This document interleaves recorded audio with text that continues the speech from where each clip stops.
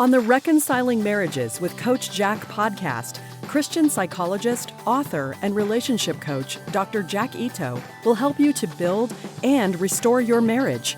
By learning just a few relationship skills, you can help your spouse enjoy your relationship more while getting more love and affection from your spouse. Listen to Coach Jack as he helps you with one more step toward a marriage both you and your spouse will love. If you are a self-help book reader, and I hope you are self-help books actually changing your life? They can, but you need to know how to get the most out of them, and you need to know how to put them to good use. Despite the wealth of information available in self-help books, only about 5% of people actually benefit from the self-help books that they read. How about you? Do you find yourself reading book after book that has good content, but makes no lasting change in your life? If that is happening to you, then the small change that does happen probably encourages you to just keep getting more and more self-help books so that you can keep making more and more temporary changes. That really is not going to get you very far. As a self-help book author, I want to help you to get the most out of my self-help books as well as other people. My self-help books are written to help you to improve your relationship, even if your relationship is already in a very bad place. Here are the titles of the self-help books that I have written: Connecting Through Yes, What to Do When He Won't Change, Overcome Neediness and Get the Love You Want, Therapy Beyond All Expectations, and A Christian Guide to Preventing and Ending Men's Affairs.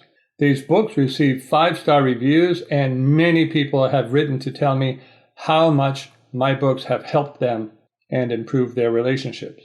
Yet I know that there are far more people who enjoy my books but do not have lasting benefit from them. This is true not only for my books, of course. It is true for all self-help books. It's also true for all counseling, all coaching, all lectures that people attend, all preaching that is done on Sunday mornings, and even the Bible. There is a lot to be learned from people who already know how to do things that you don't know how to do, but wish that you did. Even so, most people try to reinvent the wheel.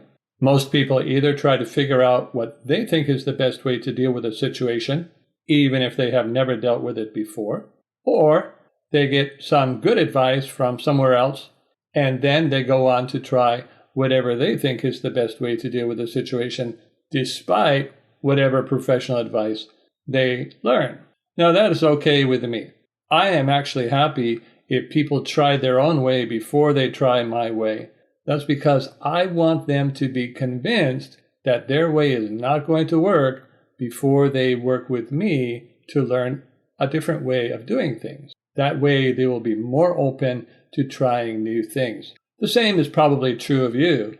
If you read things that give you ideas that you really don't think are very good or that you don't want to try, then go ahead and try your own ideas first. It doesn't make sense to half-heartedly do something that you don't really believe in.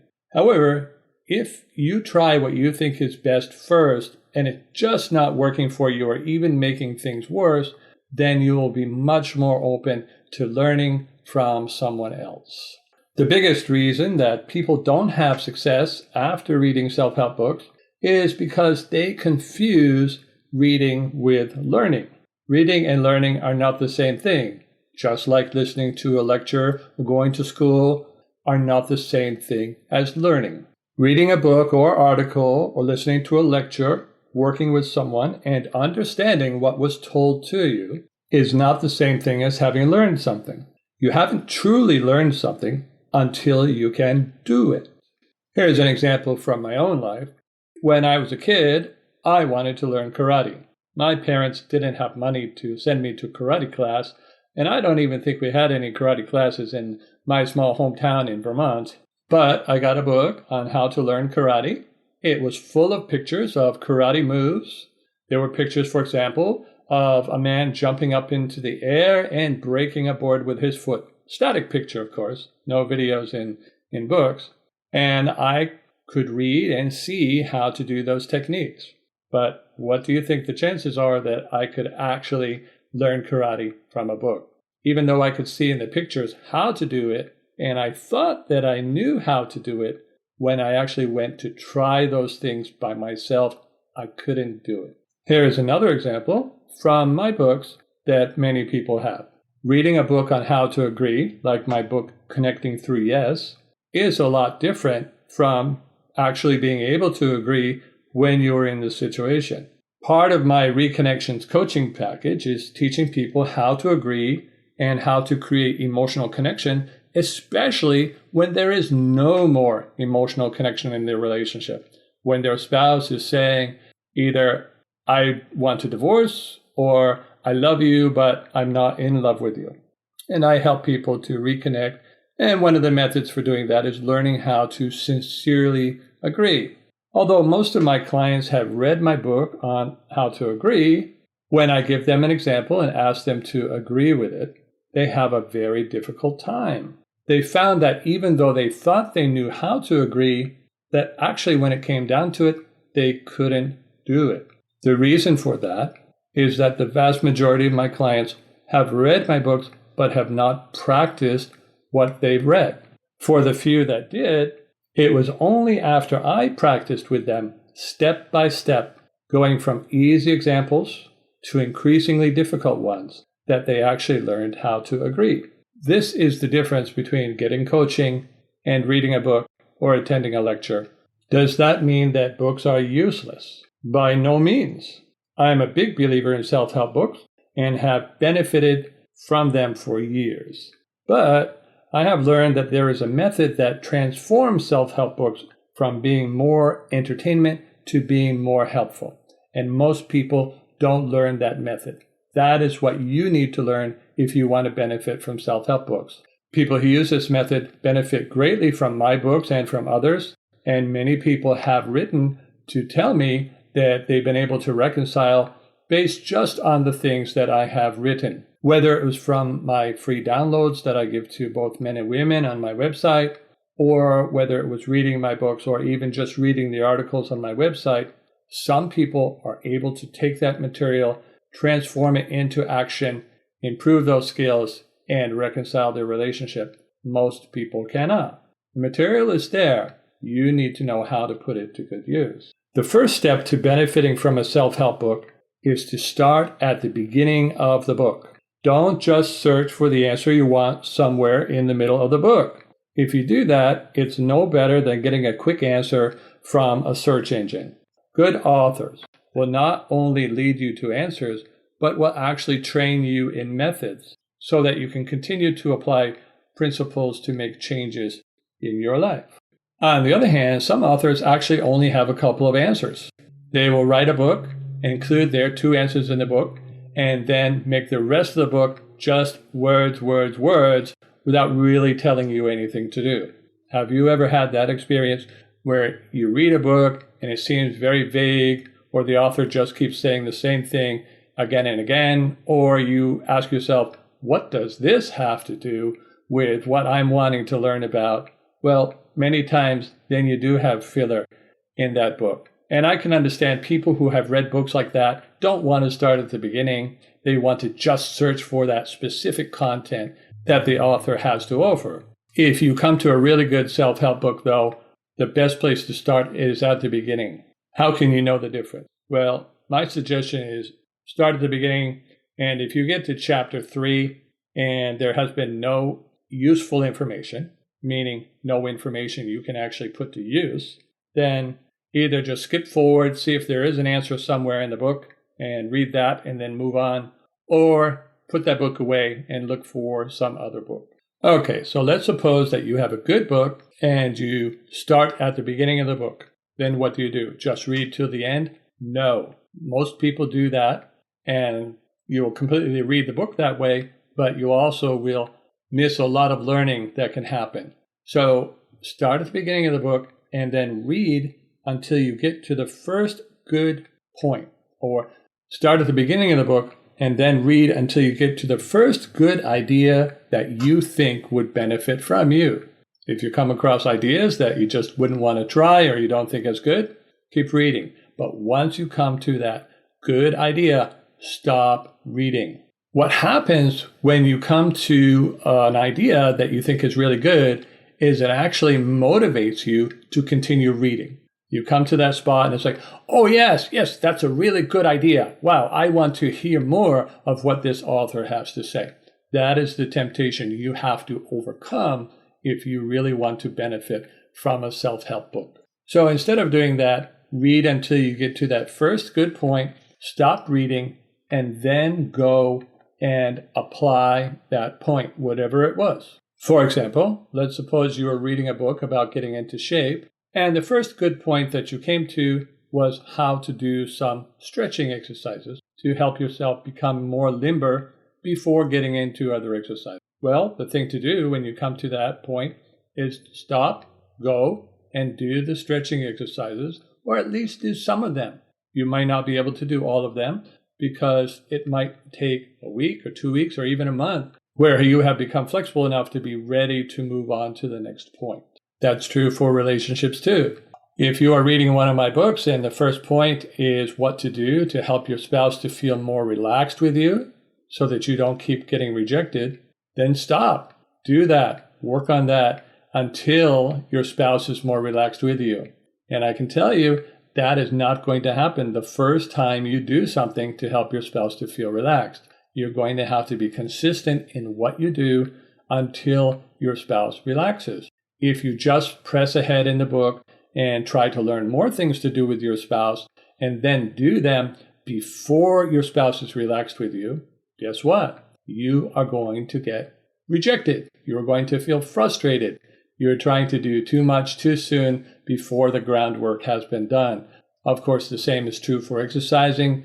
You need to build up to it gradually. The same is true for a book on gardening. You're not going to be harvesting your plants a day after you plant the seeds. Things need to be done in a certain order, and if they're not done in order, it's just not going to work out at all. Imagine starting a gardening book somewhere near the middle where you go out to harvest it and you haven't even bought your seeds yet.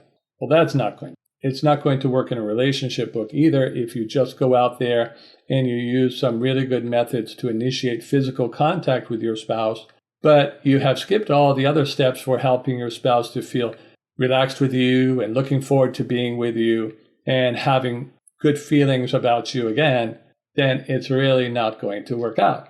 Whatever kind of skill that you were trying to learn, you're going to have to start at the beginning. You're going to have to do those beginning steps until you are ready to go on to the next step. So what does this mean in terms of time? What does this mean? It means that it might take you a year to get through a self-help book, a single self-help book, if it has several good points in it, or it's a fairly complex skill like how to rebuild a relationship. First, you move on to the first good point. You apply that, do that until it's time to go on to the second point, and then you stop at the second point. Don't continue in that book. Work on the second good point until it's time to go on to the third good point. You can learn to be good at investing, good at constructing things, good at building relationships, good at very many things if you will read a self-help book this way. It's actually an interactive process. Reading is not interactive. You're not doing anything. It's passive learning. Passive learning does not translate into any kind of action which will make difference in your life. You need to be an active learner, which means that you need to do more than just take notes. You need to take action steps. If there are no action steps, then you actually haven't learned anything. Many people have complained to me about therapy being this way. They will go to therapy even for months, and their therapist has not given them any action steps. Have they learned anything? I would say no. Most of the time, that person's life will not have changed because they will not be making any changes. If you want to say, yes, they have learned because they understand more why they do what they do or how they came to be in the situation they're in, okay, you can say that you have learned something. But for me, if somebody can't do something, they haven't really learned something. Now, let's consider the situation where you find a good action point and you go to do it on your own. And either it doesn't work or you actually can't do it. It could be that the instruction was wrong. It could be that you require more information than the book has. It could be that it's simply beyond your ability. We can't all do everything, even though we might believe that we can. I know as I get older, I wish that I could do the kinds of things I used to do when I got my black belt, when I was running 100 miles a week. I just can't do those things anymore. It doesn't matter how many books I read on the subject, I'm going to have my limitations. The same is going to be true for you. It might not be physical limitations. It could be limitations based on your personality, limitations based on your ability to learn things, limitations based on your ability to pay attention, to focus. When these things happen, you need to decide what is your next best step. If the book has not given you enough information, then you seek out another source. Sometimes you can get the information by getting another book on the same topic. With relationship books, that's not going to work quite so well because there are so many approaches to doing something that the next author may have you actually doing a different kind of skill that the first one did not. But that's okay. If you really can't understand the first one, it makes sense to go on to someone that you can understand and then try that. In other cases, though, you will find that the methodology is good and you really want to be able to do this author's idea, but you are getting stuck for some reason. In that case, you may want to get extra help. That might be the time when you work with a coach for a consultation, for example. If you're working in an exercise book, then the natural thing to do might be to get yourself an exercise coach. Have that person show you the specific movements that you need to make to get into shape. Doing that, of course, will help that person to individually tailor the program to you, something a book cannot. Remember, whenever you are reading a self-help book, it was not written specifically for you. It was written for a large group of people, and those people are going to vary in their abilities and their understanding. Some people will need extra help. Some people will need to do more than that book has. Some people only need to do a little. When you hire a professional, they are going to tailor things specifically for your situation. Another thing I'd like to add, since we're on the topic of self-help books, is that most self-help books are not actually very helpful. They may contain one or two ideas, which are good, and for me, that's worth reading the book. But many of the ideas in self-help books are not actually going to be helpful and may be there because it helped to promote the book. For example, many books which have become bestsellers are books which promise you things like getting rich in 30 days or getting someone to marry you in 30 days or rebuilding your relationship in 30 days. 30 days is a very popular kind of thing to put on a book, even though most of the time is unrealistic and you can't actually become rich in 30 days or you can't really lose weight by eating all the desserts you want or all these other things which may sound very appealing. If you read those books, though, you probably will find some good points in there, but some things that just won't work. My pet peeve with these self-help books, especially when it comes to relationships, is that a person might read a self-help book like How to Rebuild Your Relationship in 30 Days and then work very diligently to do every single point in that self-help book. Now, I would say that's a great thing to do in terms of learning from a self-help book, is do everything diligently that author is saying, unless you already know that's a bad idea. Go ahead and try it. The problem comes is if you diligently do all of those things, let's say for 30 days, and your spouse is still rejecting, then you may have a tendency to give up. I think a lot of people say, wow, I tried this method for 30 days. It's supposed to work. It did not work. I worked really hard and my spouse is still rejecting me. So I guess my relationship is hopeless. And then the person just goes ahead and gives up. For me, that is so sad. Just because you didn't benefit from applying something that a self-help book said does not mean your relationship cannot be reconciled. It just means that the methods that author was offering for you to reconcile did not work for you. Another example comes to my mind is you can actually go to websites that teach you how to get rich by playing the lottery. Well, you can imagine if enough people use this method to get rich, some people actually will get rich by playing the lottery. Most people will not. No matter how hard they play the lottery, no matter how much money they invest in playing the lottery, they actually end up losing more money than they gain. There are similar kinds of things that work for some people, but which are not going to work for most. For example, pursuing a spouse who wants to leave you is going to work for a few people. For most people, it's just going to get them more rejection. Or another example would be using a no-contact approach to try to reconcile with someone who is separated. That's going to work for a few people who have very needy spouses. In other cases, it's just going to facilitate a divorce for a person who has a secure spouse who has left. So you have to understand that not everything you read is going to work for you. Another point is that a book really doesn't have to have more than one good idea to be a really good book. Companies that are successful at making products, they also follow the same kind of strategy.